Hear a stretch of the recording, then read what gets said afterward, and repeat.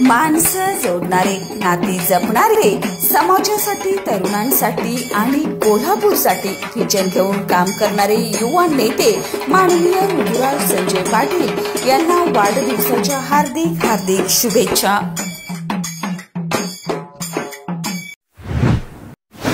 मला काय म्हणायचंय, तुम्ही चौकशी करायच्या अगोदर तुम्ही कसं काय नेलात?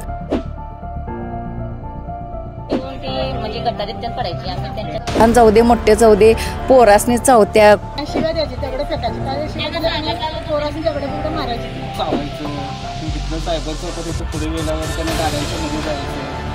ती मुलगी पण भरपूर यांच्या घरच्या लोकांना भरपूर त्रास होत होता। रिक्षावाल्याने त्यांचा धंदा बंद पडायची पाळी आली। कोल्हापुरातील दौलतनगरमध्ये सारिका साळी या 40 वर्षीय महिलेला तिच्या घरच्याने 2 महिने साखळदंडाने बांधून ठेवल्याचा धक्कादायक प्रकार उघडकीस आलाय।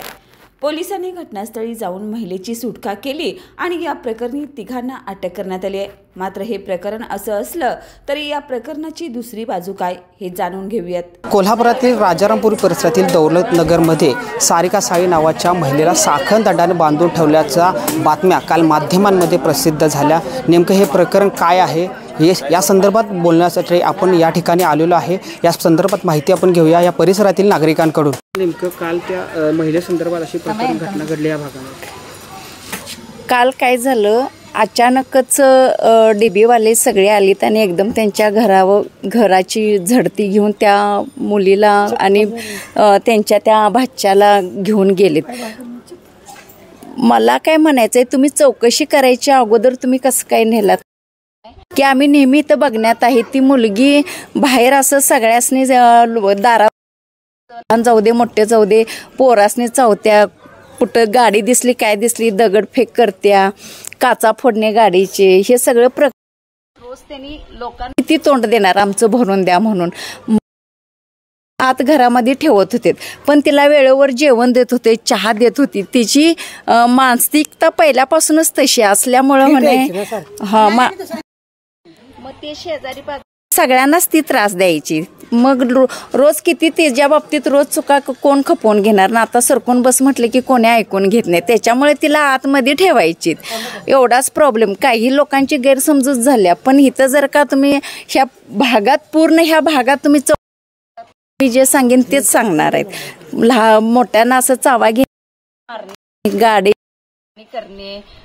वरडणे, येता जाता लोकांना घाणघाण शिव्या देणे पुरती होती। कशी वागायची म्हणजे ती कशी म्हणजे गटारीत त्यांना पडायची। आम्ही त्यांच्या घरच्यांना सांगायचो, मग त्यांनी पण कंटाळलीत नाही सारखं सारखं आणि शिव्या द्यायची रस्त्याला पासून दुसऱ्यासनी। मग सारखं दुसरी भांडणाला यायची नाही त्यांच्या भावा सांगत ती दुसऱ्यासनी त्रास द्यायची, शिव्या द्यायचं। खाणं पिणं त्यांचं हाय व्यवस्थित, त्यांनी सगळं घालायची तिला, खायला प्यायला काय नाही। तिथं यायची म्हणजे चक्करून पडायची, झोप म्हटलं तर ती झोपायची नाही, ती बाहेर सारखं पळून यायची नाही, त्याच्यासाठी त्यांनी आत ठेवली, बाकीचं काही नाही। त्यांच्या घरात कोण कोण असायचं, काय कोण कोण म्हणजे भाऊ आणि ती मुलं आहे तेवढीच आहे। त्या लहान 2 मुले आहेत, लहान 2 मुले आहेत। काय इथं गटार इथं ठेवलंय असं की सगळं घेऊन खायची ती, गटारातलं पाणी प्यायची, परत तिथंच पडायची अशी। मग उचलून लोकांनी न्यायचं, ती पोरं न्यायची भाऊजो ती भाऊ पण कंटाळलेलं त्या भावाला बांधून। ती दुसरी कसं मग दुसरी म्हणायची तुमच्या बहिणीला ताकीद करा, तुम्ही बहिणीला सोडता का आतमध्ये ठेवा, बाहेर सोडू नका, आम्हासनी त्रास देते, आम्हाची शिव्या देते, रस्त्याला तिथं जाऊन सायबरच्या तिथं नाही, रस्त्याच्या गाडी हे सारखं तक्रार यायची नाही त्यांना। मग ती पण कंटाळली, त्यांनी कामं करणार काय, तिला तिच्याकडेच लक्ष देत असणार, असं झालं नाही ते। पोरींनी पण चावायला जायची होती, भाऊजा आहे ना धाकटी, 2 लहान लहान मुली होत्या ना, मग त्या पोरीने चावायची, त्या भाऊजांना हात घेऊन काम करायची, त्या पोरीने मारायची, इथं येऊन बसायची, चक्कर येऊन पडायची। ते जेवण काय आम्ही डोळ्यानं बघतच होतो, ह्याच्यात खोटं काय बोलणार सांगा, हेच की दुसरं काय। तिला काय जात नव्हता, मारा नव्हतं, काय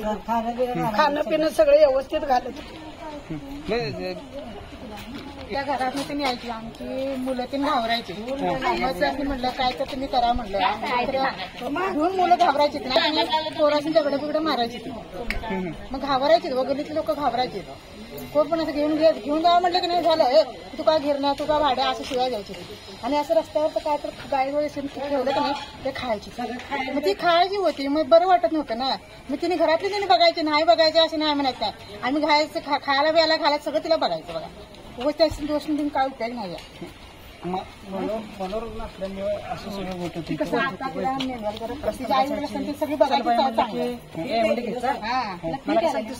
अटक केल्या त्या मुलग्याचा स्वभाव कसा होता तो चांगला शिकला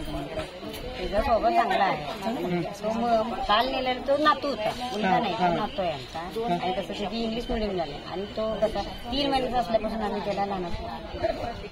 तिची आई वाटली ते घरातले शिक्षक मुलगे वगैरे घरातल्यांनी सगळं त्यांचं चांगलंच बघितलेलं आजपर्यंत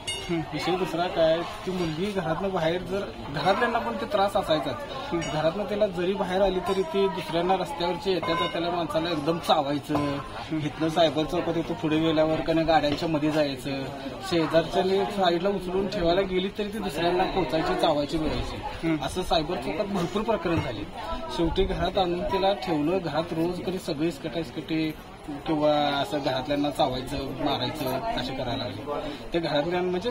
त्यांनी काय म्हणजे त्याला काय कमी केलेलंच नाही फक्त त्या मुलग्याला असं घेऊन गेली की जरा चुकीचं मुलग्याचा स्वभाव कशात एका कधी काय नाही 1 नंबर स्वभाव शिक्षण तो घर असं एवढंच आहे आणि चांगला औषध पाणी वगैरे सगळं त्याचं वेळेवर जेवण खाणं पिणं वेळेवर असतं यायची त्याला जरी द्यायला ते घरात गेलं तरी पण त्यांना पण ते चावायची वगैरे मारायची वगैरे असं मुलग्याच्या पाठीमागे बॅकग्राऊंड वगैरे आहे आई वडील आहे ते शिक्षण टू कॉलेज टू घर असं त्याचं एवढंच हे दुसरं काही ते फालतू नाही काहीच नाही फालतू पोरगं चांगलं शिक्षण घ्यायला फक्त त्याचं नुकसान होणार एवढंच ते कशात काय नसताना पोलीस स्टेशनला घेऊन गेल्या मुलीला ते नुकसानच आहे सगळं त्यांनी चांगलं केलेलं आहे त्यांनी म्हणजे त्या मुलगीला चांगलं बघतात हे करतात ऍक्च्युली ते घरातनं असं हे करायचं म्हणजे उमऱ्याच्या बाहेर आले होते दुसऱ्यांना असं चावा वगैरे घ्यायचं हे करायचं मी त्या मुलगीचा काका आहे मला असं समजलं मी इथं राहायला नाही मी राहायला दुसरीकडे आहे मुलगी समजलं मी इथं आलो ते मुलगीकडनं भरपूर यांच्या घरच्याला भरपूर त्रास होत होता त्या मुलगीला त्यांनी भरपूर सांभाळ केल्यात आई वारल्यामुळे त्या मुलगीचा भरपूर सांभाळ केल्यात औषध गोळ्यापत्र तिकडे करते एक औषधची गोळी खात नव्हती ती मुलगी खायला दिली की थुकून टाकायची घरातलं नुकसान वगैरे करायचे घरातले नुकसान करत बाहेर गेले की बाहेरच्या लोकांना त्रास द्यायचे ते बाहेरच्या लोकांच्याकडनं ते मुलगीकडनं त्याचा भाऊ 2 वेळा मार खाऊन आला तुझ्या बहिणीला तुझ्यात घरात ठेवायला नाही आम्हाला काय त्रास द्यायला म्हणून त्या मुलगी पाहिजे स्वतःचा भाऊच पण मार खाल्ला मग शेवटी पर्याय नाही तिला घरात त्यांनी बांधून घालायला पळाले त्या मुलगी पाहिजे त्यानं पोलीस स्टेशनला बी जाऊन आला पोलीस स्टेशनमध्ये बी तिने तक्रार केलता तिथं काय झालं की ते काय मला माहिती नाही कारण एवढं सगळं झाले त्या मुलगीला त्रास व्हालता गल्लीच्या लोकांना सगळं त्रास व्हालता म्हणून तिने घरात त्या मुलगीला बांधून घातले ते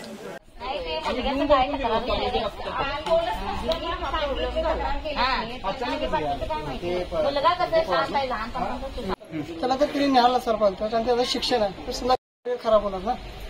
आणि ती कसं खाणं म्हणून घालते गोळा औषध टायमावर द्यायचे असं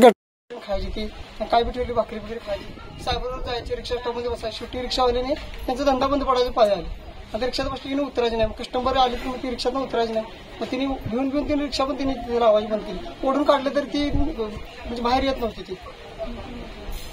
दरम्यान या प्रकरणासंदर्भात सांगताना राजारामपुरी पोलीस ठाण्याचे पोलीस निरीक्षक सांगतात काल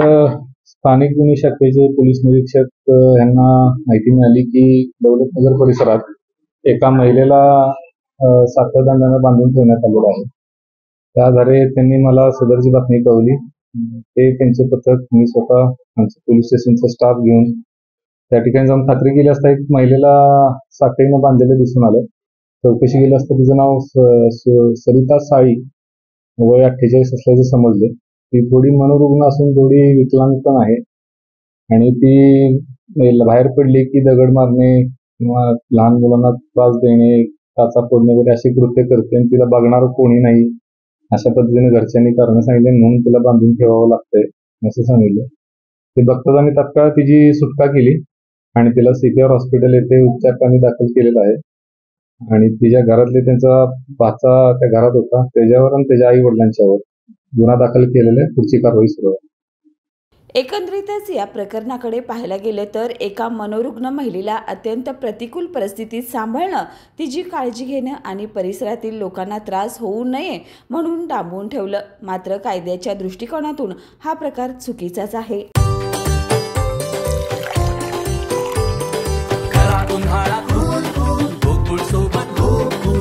गोकुळ सोबत गोकुळ